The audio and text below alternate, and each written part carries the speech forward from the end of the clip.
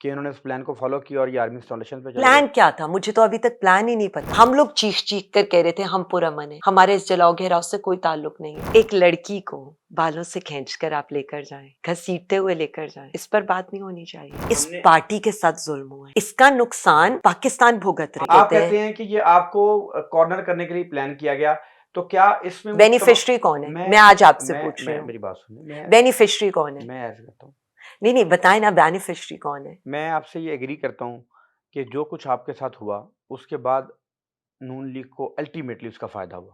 Ultimately نہیں, فائدہ ہی نہیں کو ہوا. ہاں ہوا, میں مانتا ہوں. بس.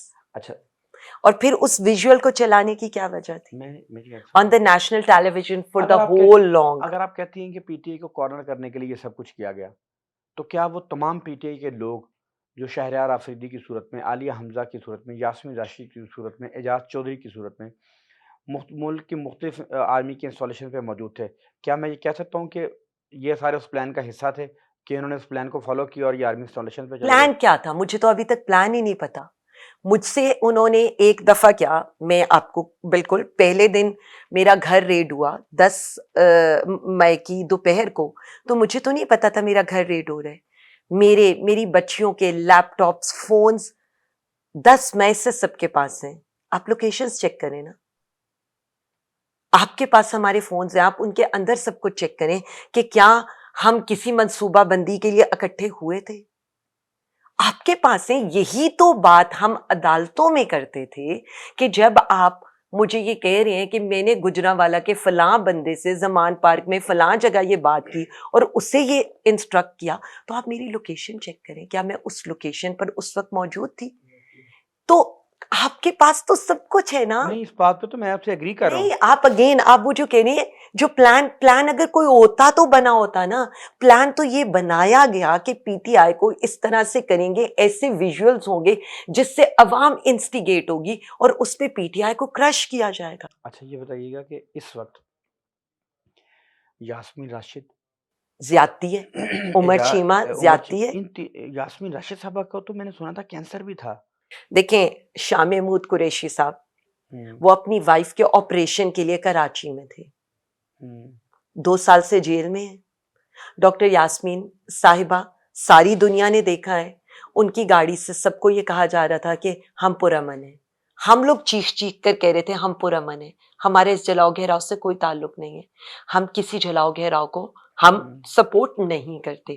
ہم آج بھی یہی کہتے ہیں, نہ ہم تب کرتے تھے نہ ہم اب کرتے. اکثر ویژولز آپ نے پروٹیسٹ پر میرے دیکھے ہوں گے جس میں کہہ رہی ہوں گی کہ کسی ایک نے ڈنڈا بھی نہیں اٹھا. 9 مئی کو جو ہوا غلط ہوا. دیکھیں, توڑ پھوڑ کو کوئی بھی سپورٹ نہیں کرتا. آپ مذمت کرتی؟ نہیں, دیکھیں کسی کے لفظ آئی کانٹ, میں بالکل کلیئر ہوں اپنے ورڈز میں نے وہاں کھڑے ہو کر اس کی مذمت اس لیے کی تھی کیونکہ ہمیں یہ لگتا تھا کہ ہمارے پروٹیسٹ کے اندر پتا بھی نہیں ٹوٹا. ہاں, وائلنس آ گیا. آج تک ہم ایک پولیٹیکل پارٹی ہیں, اس لیے ہم کسی جلاؤ گہراؤ کو بار بار ہم سپورٹ نہیں کرتے. کسی بھی جلاؤ گہراؤ کو ہم بار بار ڈیمانڈ کرتے ہیں کہ سی سی ٹی وی فوٹیجز فراہم کی جائیں. ہم نے ڈیمانڈ کیا کہ آپ جوڈیشل کمیشن بنائیں, آپ سی سی ٹی وی فوٹیجز لائیں, جو کلپریٹس ہیں ان کو سزا دیں, لیکن جو بے گناہ ہیں ہمارے جیسے انہیں جیلوں میں کیوں رکھا گیا؟ یہ کیا آپ سب کو نظر نہیں آتا کہ اٹس اے پولیٹیکل وکٹمائزیشن؟ ایک پارٹی کے ساتھ کھڑے ہونے کی سزا دی جا رہی ہے. It's very much clear. Again ہمیں یہ سمجھ نہیں آتی کہ وہی ایک بات جو 2 سال سے اس پارٹی کے ساتھ کھڑی ہو رہی, again we are repeating the same thing and we want to victimise people like us. میں آپ کو ایک بات بتاؤں, نہیں, اٹس کلیئر. جو آپ لوگوں پر, ورکروں پہ جو بیتی, دیکھیں ورکروں پر بیتی کی ضرورت نہیں ہے. دیکھیں طارق بھائی, اس پارٹی کے ساتھ ظلم ہوا ہے, اس کا نقصان پاکستان بھگت رہا ہے. آپ کی پارٹی کے ساتھ لوگوں کے ساتھ بڑی زیادتی ہوئی. نہیں, اس کا نقصان پاکستان کو ہوا. ہم سے زیادہ ہم نے تو برداشت کر لیا, ہم نے اپنے بزنسز کا نقصان برداشت کر لیا, ہم نے اپنی فیملیز کا برداشت کر لیا, ہم نے اپنی, لیکن اس ملک کے ساتھ کیا ہوا؟ عوام کا مینڈیٹ وہ چھینا گیا, اس مینڈیٹ کے بعد آج کسان رول گیا, عوام رول گئی, تاجر رول گیا, لیبر والے رول گئے, سرکاری ملازمین یہاں پر پروٹیسٹ کر رہے ہیں, صحافی پروٹیسٹ کر رہے ہیں, یہاں پر جو ججز ہیں وہ اپنے لیے دہائیاں دے رہے ہیں, انصاف کی دہائیاں دے رہے ہیں. کیا رہ گیا؟ تھوڑی گفتگو کو تھوڑا سا نہیں میں لائٹ نہیں دیکھیں, میں آپ کو نقصان ایک بات پاکستان بتاؤں کا گا, آپ کہیں گے کہ طارق بھائی آپ نے کیا زبردست نہیں بات بتائی. نقصان پاکستان کا ہو رہا ہے. میں ہمیں پاکستان لائٹ کی کرتا ہوں. فکر آپ ہے. کو پتا کہ لاہور میں اون چودھری صاحب نواز شریف سے زیادہ فیمس ہیں.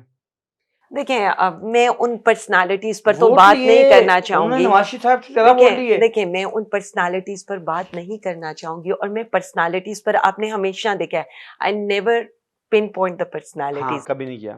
مجھے یہ وہی نہیں ہے. باقی وہ بھی ایک نہیں, ایک سیکنڈ نہیں, دیکھیں دیکھیں وہ بھی اس عوام کے ساتھ اس کا نقصان بھی پارلیمنٹ کو ہوا ہے, ڈیموکریسی کو ہوا ہے. کہاں اون چودھری صاحب اور کہاں سلمان اکرم راجہ صاحب. دیکھیں ایک لیجسلیٹر, ایک لائر اگر وہ پارلیمنٹ میں جاتا تو اس کا فائدہ عوام کو اور پارلیمنٹ کو ہونا تھا, ڈیموکریسی کو ہونا تھا. اٹس ناٹ اباؤٹ لائکنگ اور ڈس لائکنگ.